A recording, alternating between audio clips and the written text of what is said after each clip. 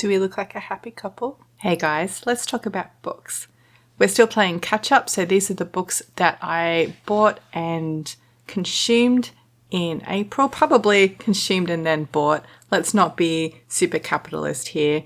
But you know, I like to share the things that I've acquired and record why I was hype about them. In fact, this year in my bullet journal, I've been writing down the books that I acquired and when and why I acquired them, so I can go back and look at why exactly I was excited to have it in my life when I purchased it, even if that excitement wanes over time.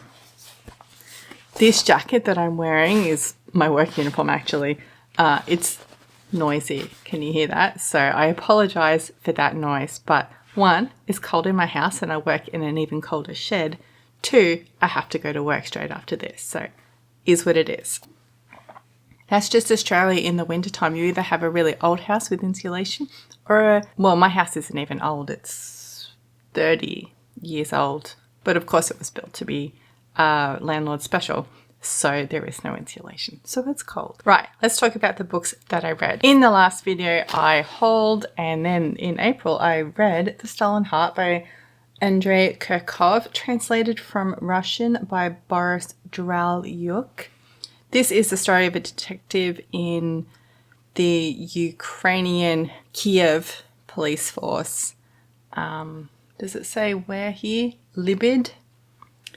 In 1919. So this is revolutionary Russia at this point. There are Soviet troops here. There are Chinese communist troops here. I think they're communists. They're called the Red Army. It's just about a guy trying to solve a crime, and the crime that he's been assigned this time is the people selling meat, which has become illegal, although nobody had heard about it. It's just they've all been told it's a case because it's illegal.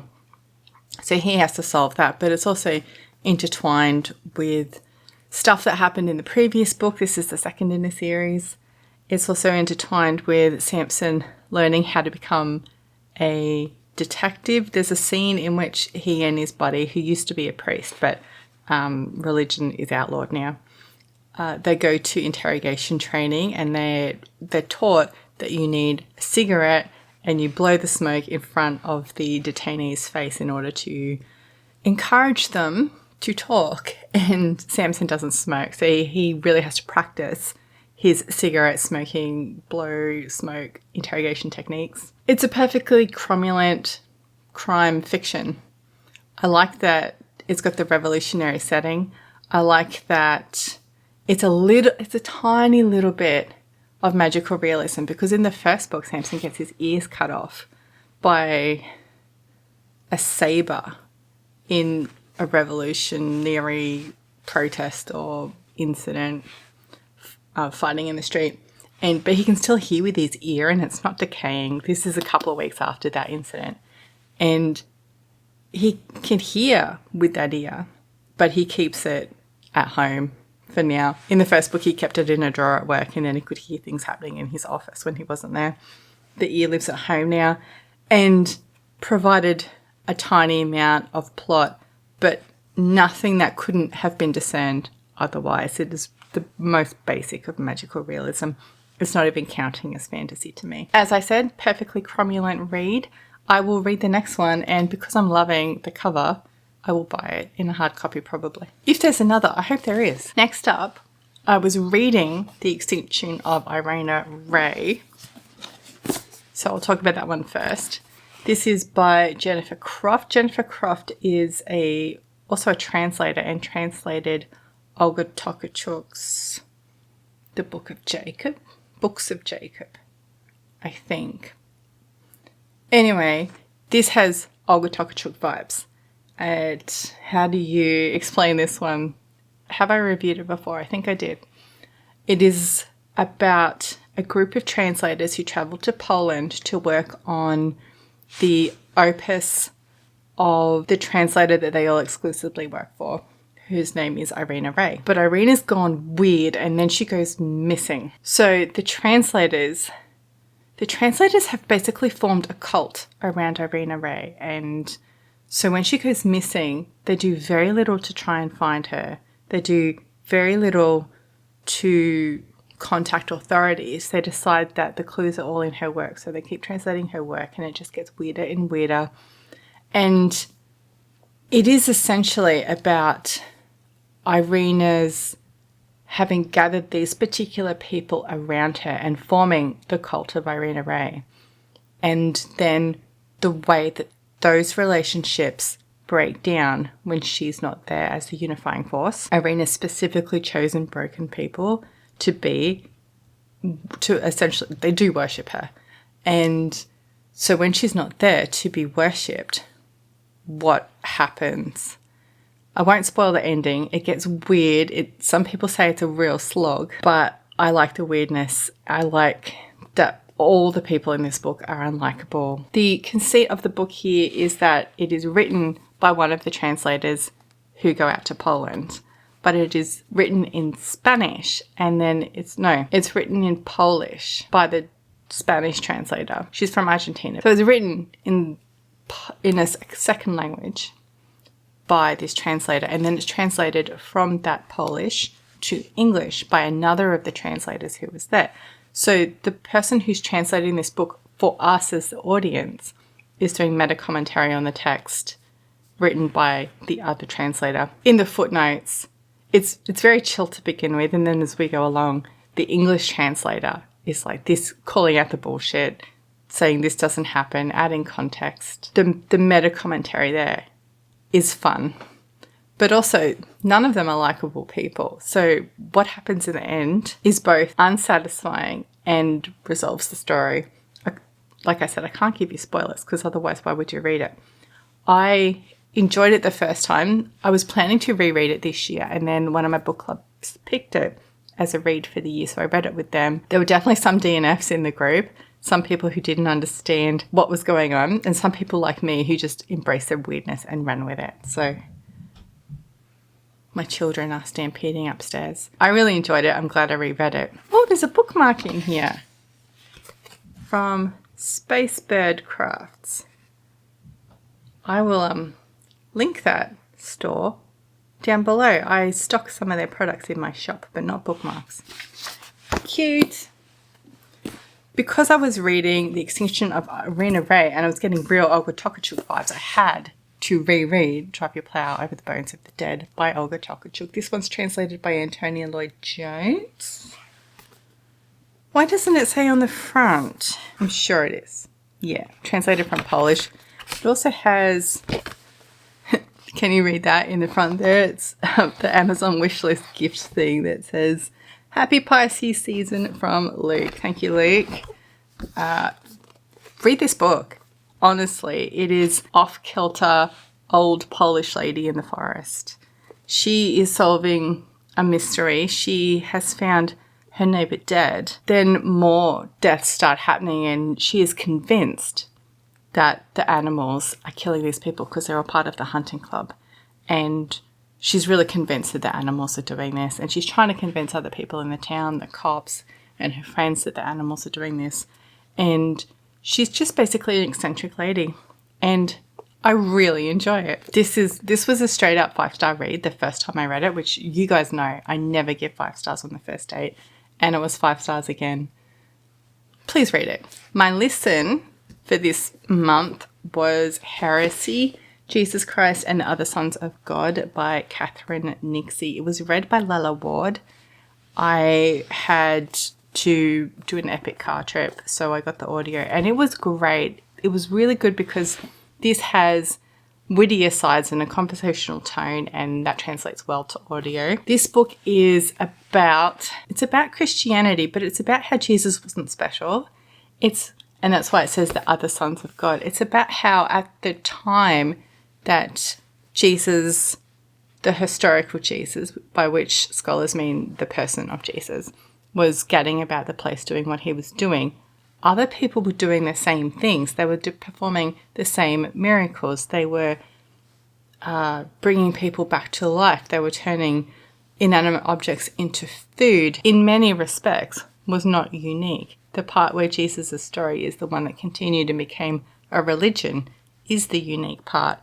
There was a great part in here Can I find it? Because I was listening to the audio, I did not bookmark it. All right, so this part in the book, which is page 140 of my copy here, I'm pretty sure this is in the Thomas Gospels or the Gnostic Gospels. Acts of Thomas, maybe, which is not canon, by the way, if you're not somebody who really looked at the Bible. It's talking about Jesus goes to a wedding. It says in the Acts of Thomas, as the scene opens, a young royal couple are about to consummate their marriage. The groom, thinking that he's going to meet his wife, raised the curtain of the bridal chamber that he might bring the bride to himself. End quote.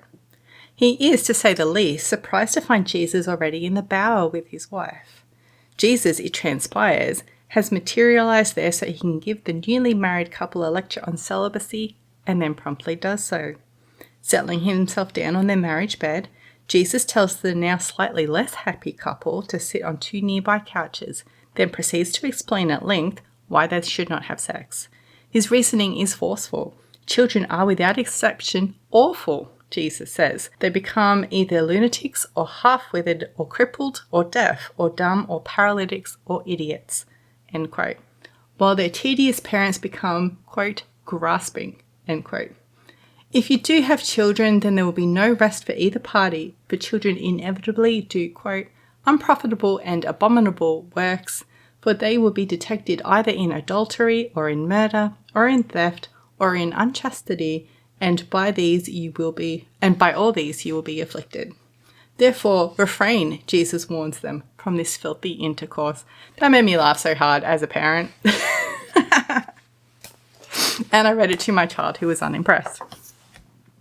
The bookmark in this book actually is from the same place. Cute.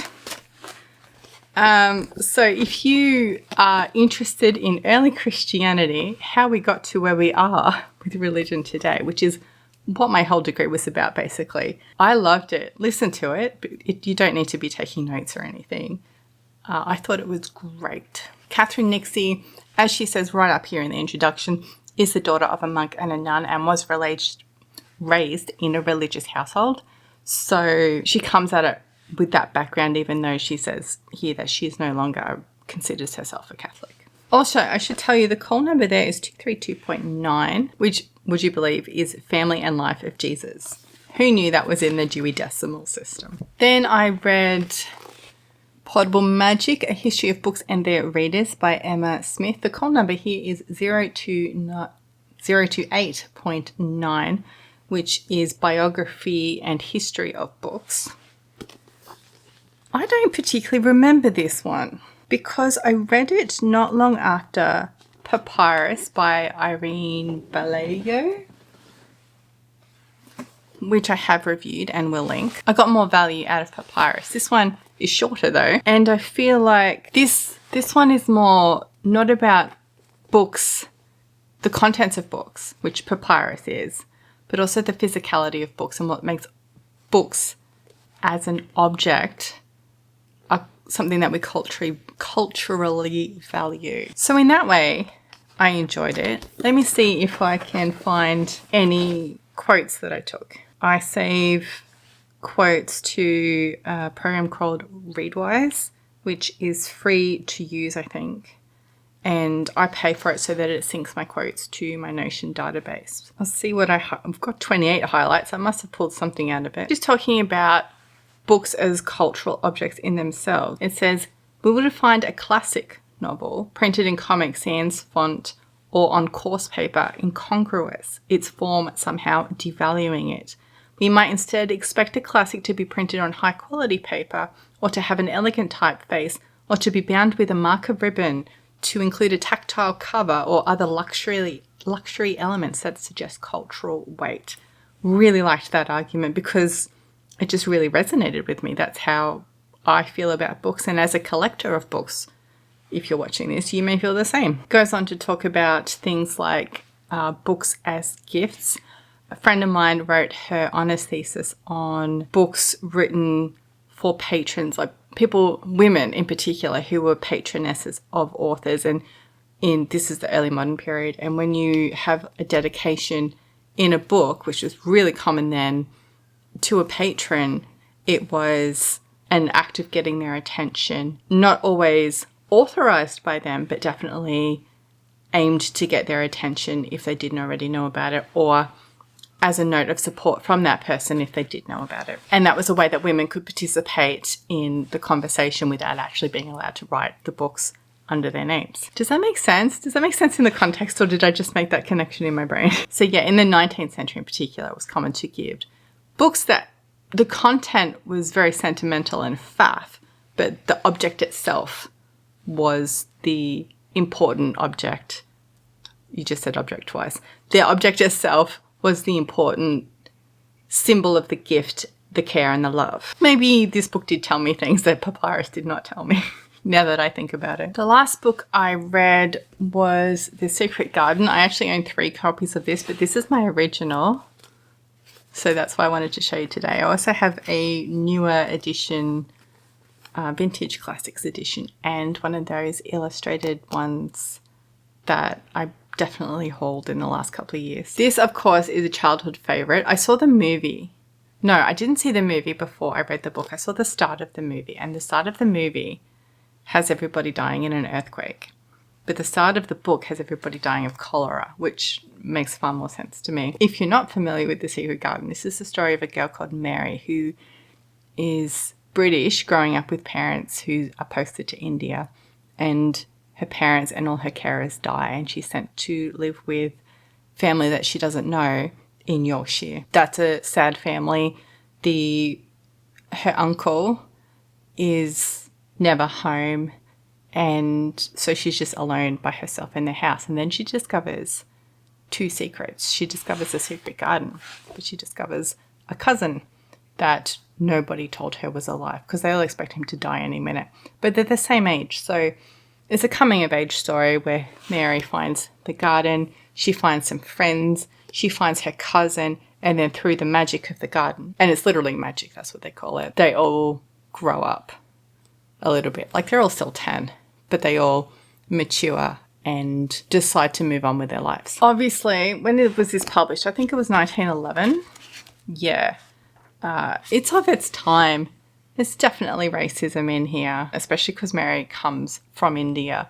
So the way that Indians are spoken of and thought about in England at this time in this book is clearly racist. That didn't affect me as a child. Well, maybe it did. Reading it as an adult, it was gross. Reading it as a child, I didn't notice. And I guess that's how racism is passed on to children. I read a lot of older books when I was a child, and so I'm used to the language of them. I read Roald Dahl, who is cancelled now. Enid Blyton, who's probably cancelled too. I think it's fine, and I think it's good to expose children to this language and to have conversations about how that's not a point of view that we should hold anymore. But it's okay that it's in the book because it's an object of its time. Is that the historian in me as well? Maybe. So I read that. It was a bit of nostalgia. It's a really quick read, and I just needed some comfort reading. And then I also acquired books, obviously. This should have gone in the March haul, but I forgot about it. This was from Luke again, this year's birthday gift. This is N.K. Jemisin's The Broken Earth trilogy. Take it out of its slipcase. This is made up of the 5th season from 2015, which everybody talks about, the Obelisk Gate, and then the Stone Sky in this trilogy. I don't know much about it. I don't actually know why it was on my wish list to be purchased, but that's okay. Ash has read it, and when he read it, he borrowed them from the library, and I'm just going to pop them back in. Borrowed them from the library, and I had read something else from N.K. Jemisin. What else have they written? The first book in some other trilogy, probably. And when Ash read this one, he told me not to read it because it involves child death. And at that time, that would not have been a good idea for me to read. Now, I'm willing to give it a go. I'm in a place where I can at least try. So, how about we read the blurb for the first one? This is the way the world ends for the last time. It starts with the Great Red Rift across the heart of the world's sole continent, spewing ash that blots out the sun. It starts with death, with a murdered son and a missing daughter. It starts with betrayal and long dormant wounds rising up to fester. This is the stillness, capital S. A land long familiar with catastrophe, where the power of the earth is wielded as a weapon and where there is no mercy. So anyway, you know I'm up for a fantasy series. We'll give it a go. If nothing else, it's a trophy for Ash having read it. Thank you, Luke. I also, because I love the city and the city so much, as you will know from last year, I couldn't even form a coherent statement about what was good about it. I just loved it so much. I bought Kraken by China Miéville. I did a look at the other work that Miéville had done, and this came up in the crime mystery genre that City and the City is, but with the fantasy elements. So I will just read the blurb today, but I did just finish reading it and it was good. An impossible theft, a legendary beast, a holy war. Deep in the research wing of the Natural History Museum is a prized specimen, something that comes along much less often than once in a lifetime, a perfect and perfectly preserved giant squid. Kraken. But what does it mean when the creature suddenly and impossibly disappears? For curator Billy Harrow, it's the start of a headlong pitch into a London of warring cults, surreal magic, apostates and assassins. It might just be that the creature he's been preserving is more than a biological rarity. There are those who are sure it's a god that someone is hoping will bring the end of the world. Kind of wish I'd read the blurb before I read the book because I would have known what was happening, which is why I don't read blurbs. But that's a perfect encapsulation of the book. 5 stars blurb. And then I grabbed some stuff on Kindle Daily Deal, which I don't have blurbs for. Let's find them. I don't know if I'll read these, but they were cheap and I thought I'll just get them just in case. You know? Just in case I'm in the mood for Hera by Jennifer Saint. I'm just going to read from the screen behind you. When Hera, immortal goddess and daughter of the ancient titan Kronos, helps her brother Zeus to overthrow their tyrannical father, she dreams of ruling at his side. As they establish their reign on Mount Olympus, Hera suspects that Zeus might just be as ruthless and cruel as the father they betrayed. She was always born to rule, but must she lose herself in perpetuating this cycle of violence and cruelty, or can she find a way to forge a better world?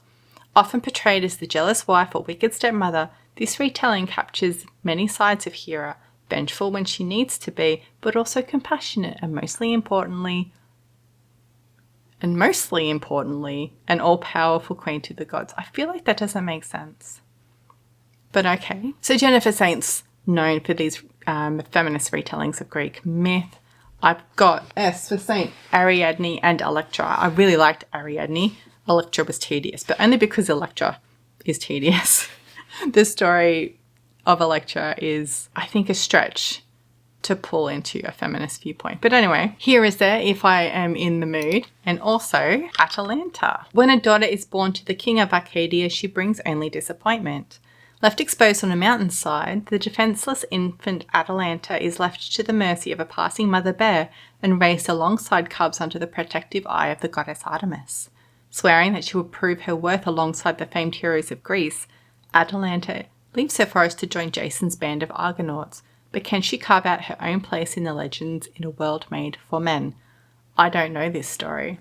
I'm not super familiar with Greek myth except in the most pop culture of ways. I've listened to all of the Stephen Fry mythos and just, general living familiarity, but not super familiar with that one. So maybe if I'm in the mood, Atalanta will get read first. I'll put these both published in 2024. I don't know if that's correct. 2023 for Atalanta and 2024 for Hera. And apparently Jennifer Saint's got a new book coming this year as well. Another one that was a daily deal, so I grabbed, just in case, was Alien Clay by Adrian Tchaikovsky. Tchaikovsky is really hit and miss for me. Some I love, like The Children of Time and The Tyrant Philosophers, but some not so much. So because it was cheap, I was willing to just get it.